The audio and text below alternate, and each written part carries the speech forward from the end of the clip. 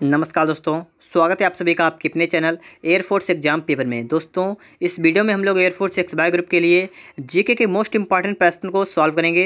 ये सभी प्रश्न आपके लिए बहुत ही इंपॉर्टेंट हैं, क्योंकि दोस्तों ये सभी प्रश्न प्रीवियस ईयर के प्रश्न हैं। इसलिए दोस्तों आप लोग वीडियो में लास्ट तक बने रहिएगा। और दोस्तों, अगर आपने अभी तक चैनल को सब्सक्राइब नहीं किया है तो चैनल को सब्सक्राइब भी करिएगा और बेल आइकन को भी प्रेस कर लीजिएगा।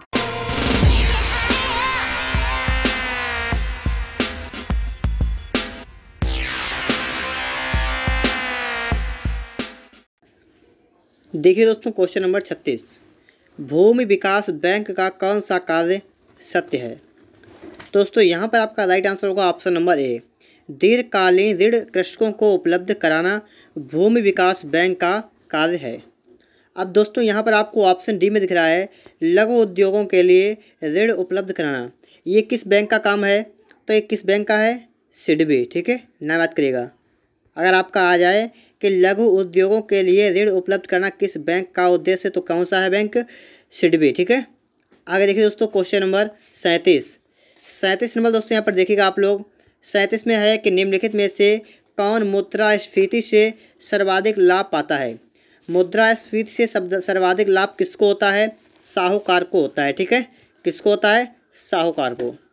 देखिए दोस्तों, इसके बाद में नेक्स्ट क्वेश्चन आपका है क्वेश्चन नंबर 38, भारत में योजना आयोग का गठन 1950। अब दोस्तों यहाँ पर याद कर लीजिएगा, भारत में योजना आयोग का गठन कब हुआ था? 1950 में हुआ था। ठीक है, लिखा हुआ है किस समिति की संस्तुति पर किया गया था। अब समिति कौन सी थी आपसे यहाँ पर पूछी गई है, कौन सी थी? नियोगी समिति। ठीक है, नियोगी समिति और लिखा हुआ है 1946। तो नियोगी समिति की स्थापना आप समझ लीजिए कब हुई थी? 1946 में हुई थी। आगे देखिए, नेक्स्ट आपका है 39 नंबर, बद्रीनाथ का प्रसिद्ध हिंदू तीर्थ मंदिर किस नदी के किनारे स्थित है। आपसे पूछा गया है हिंदू तीर्थ मंदिर जो है वो किस नदी के किनारे स्थित है? अलकनंदा नदी है। ठीक है, अलकनंदा नदी के किनारे स्थित है, अलकनंदा। आगे देखिए दोस्तों, 40 है, शिवाजी के प्रशासन में पेशवा किसे कहा जाता था? पेशवा किसे कहा जाता था? प्रधानमंत्री को। ठीक है, प्रधानमंत्री को आते थे पेशवा। तो ऑप्शन नंबर दोस्तों यहाँ पर डी वाला करेक्ट आंसर होगा। ठीक है, पेशवा। अब दोस्तों इसके बाद में अगर मान लीजिए आपसे कहा जाए मराठा राज्य का संस्थापक कौन था? किसका? मराठा राज्य का संस्थापक कौन था? तो उसका नाम दोस्तों था शिवाजी। ठीक है, शिवाजी कौन था? मराठा राज्य का संस्थापक था। इसके बाद दोस्तों देखिएगा, नेक्स्ट क्वेश्चन आपके लिए क्या है? क्वेश्चन नंबर 41, टोक्यो के स्टॉक एक्सचेंज का नाम बताइए। टोक्यो के स्टॉक एक्सचेंज का नाम क्या है? निक्की। ठीक है, ऑप्शन डी वाला यहाँ पर राइट आंसर होगा। ठीक है, ऑप्शन डी यहाँ पर राइट आंसर हो जाएगा। अब दोस्तों यहाँ पर जो लिखा हुआ है आपके लिए हांग सेंग लिखा हुआ है, ये क्या है? ये दोस्तों हांगकांग का शेयर बाजार है। ठीक है, हांगकांग का शेयर बाजार कौन सा है? हांग सेंग। और दोस्तों अगर आपसे कहा जाए कि ये लिखा हुआ है डो जोन्स। ठीक है, क्या लिखा हुआ है? Dow Jones. ये क्या है? ये न्यूयॉर्क का स्टॉक एक्सचेंज है। ठीक है, कहाँ का है? ये है न्यूयॉर्क का। कहाँ का है? ये है न्यूयॉर्क का। ठीक है, और ये हांगकांग क्या है? ये शेयर बाजार है। और आपका जो ये टोक्यो के स्टॉक एक्सचेंज का नाम बताइए, तो क्या है? निक्की। ठीक है दोस्तों, इस प्रकार से आपका यहाँ पढ़ लिया आपने है। आगे दोस्तों देखेंगे क्वेश्चन नंबर 42, बिड़ला भवन जहाँ गांधी जी को गोली मारी गई थी वर्तमान में क्या नाम है? मतलब बिड़ला भवन का नाम क्या है? ठीक है, तो क्या नाम है? गांधी सदन। ठीक है, गांधी सदन। और दोस्तों क्या हुआ था? महात्मा गांधी गोली किसने मारी थी? नाथूराम गोडसे ने महात्मा गांधी की गोली मारकर हत्या की थी। ठीक है, और कब? 30 जनवरी 1948 को। ठीक है, 30 जनवरी 1948 को महात्मा गांधी गोली मारी थी। किसने? नाथूराम गोडसे ने, और हत्या कर दी थी जब महात्मा गांधी प्रार्थना करने के लिए जा रहे थे। ठीक है, तो उस समय। देखिए 40 नंबर है कि शानदार क्रांति जो कि रक्तहीन क्रांति के नाम से प्रसिद्ध है, इंग्लैंड में किस वर्ष हुई थी? तो रक्तहीन क्रांति इंग्लैंड में किस वर्ष आपसे पूछा गया है? हुई थी। दोस्तों कब हुई थी? 1688 ईस्वी में। ठीक है, 1688 ईस्वी में हुई थी। इसके बाद दोस्तों देखिएगा नेक्स्ट क्वेश्चन 44 नंबर दोस्तों आपके लिए क्या है? क्या कह रहा है यहाँ पर? पढ़िएगा पहले इसे। सिंधु घाटी की खुदाई में मिले अवशेषों में तत्कालीन व्यापारिक और आर्थिक विकास के द्योतक निम्नलिखित में से कौन से हैं? कौन सी चीज़ें मिली थी दोस्तों? कौन सी मिली थी? आपसे यहाँ यही पूछा गया है। तो क्या मिला था? मुद्राएं मिली थी, मुद्राएं। ठीक है, ऑप्शन बी वाला यहाँ पर राइट आंसर होगा, मुद्राएं मिली। ठीक है, देखिए दोस्तों नेक्स्ट क्वेश्चन क्या है, क्वेश्चन नंबर 45 45 नंबर आप पढ़िएगा। यहाँ पर कह रहा है मगध साम्राज्य का निम्नलिखित शासकों का सही कालक्रम क्या है। मगध का शासन काल जो है तो आपसे पूछा गया है, बिल्कुल सही क्या है? तो सही क्या है? सबसे नंबर 1 पर आपका है उदयन, उससे बाद में दोस्तों है, ठीक है, आपसे ही पूछा गया है, तो उसके बाद शिशुनाग। ठीक है, नंबर 2 पर शिशुनाग है, नंबर 1 पर उदयन है, और नंबर 3 पर कालाशोक है, और नंबर 4 पर घनानंद है। तो आपका क्या होगा? आपका होगा 1,4,2,3 1 4 2 3, ऑप्शन सी वाला यहाँ पर राइट आंसर होगा। ठीक है, चलिए नेक्स्ट क्वेश्चन पर 46 नंबर, पुष्पभूति वंश का अंतिम शासक कौन था? आपसे क्या गया है? पुष्यभूति। ठीक है, पुष्यभूति वंश का अंतिम शासक कौन था आपसे पूछा गया है, कौन था? हर्षवर्धन। ऑप्शन सी वाला यहाँ पर राइट आंसर होगा, हर्षवर्धन। ठीक है, और दोस्तों एक बात और याद कर लीजिएगा, हर्षवर्धन ने थानेश्वर के स्थान पर कन्नौज को अपनी राजधानी बनाया था। ठीक है, हर्षवर्धन की राजधानी कौन सी थी? कन्नौज थी। किसे हटाया था? थानेश्वर को हटाया था, और क्या किया था? कन्नौज को अपनी राजधानी बनाया था। दूसरी चीज़ आपसे अगर पूछा जाए कि ह्वेन-सांग किसके दरबार में आया था, तो किसके हाथ में आया था? क्या नाम इनका था? हर्षवर्धन। ठीक है, तो हर्षवर्धन के दरबार में कौन आया था? ह्वेन-सांग आया था। ठीक है, आगे देखिए 47 नंबर है, निम्नलिखित में से किस मुगल बादशाह का मकबरा भारत में ही है? किसका मकबरा भारत में है? हुमायूं का। ठीक है, हुमायूं का मकबरा है भारत में। ठीक है, और ये मकबरा जो है हुमायूं का मकबरा कहाँ है?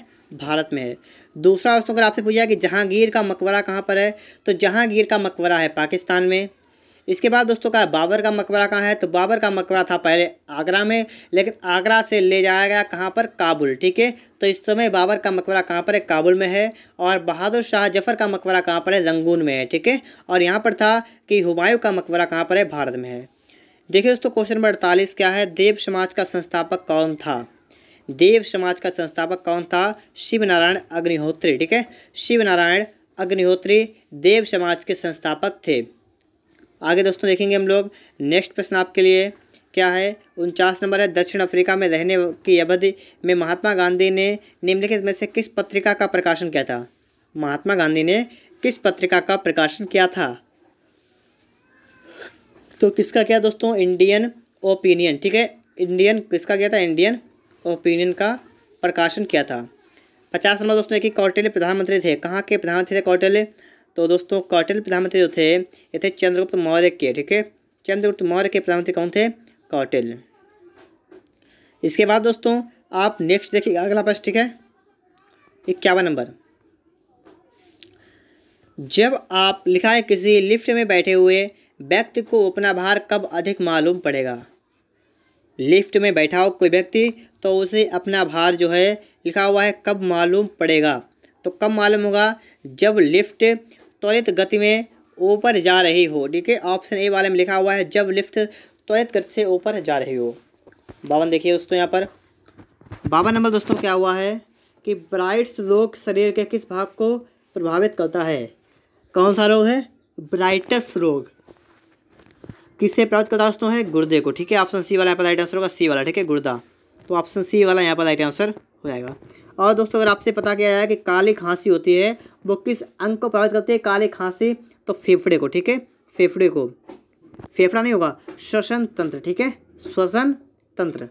कौन? काली खांसी, श्वसन तंत्र, क्योंकि खांसी आएगी बार बार तो श्वसन तंत्र जो है बेकार होगा। ठीक है, इसके बाद दोस्तों कहा जाए पीलिया रोग जो होता है, पीलिया वो किसको प्रभावित करता है? तो पीलिया होता है यकृत को प्रभावित करता है। ठीक है, पीलिया किसको प्रभावित करता है?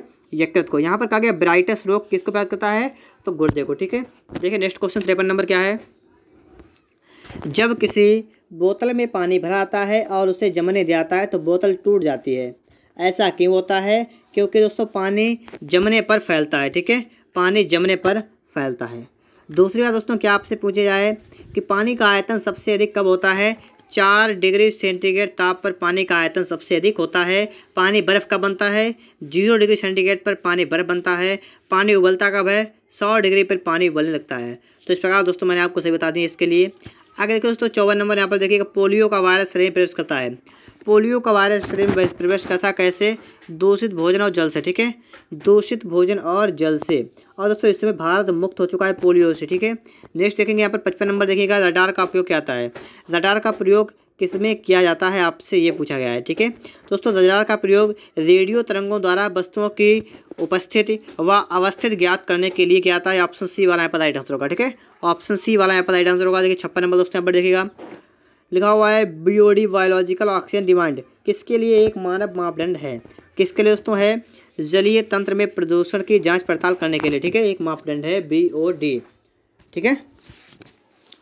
अब दोस्तों इसके बाद में देखिएगा यहाँ पर नेक्स्ट क्वेश्चन आपके लिए 57 नंबर देखिएगा, रक्त का कौन सा घटक शरीर के अंगों को ऑक्सीजन पहुँचाता है? कौन सा घटक दोस्तों है?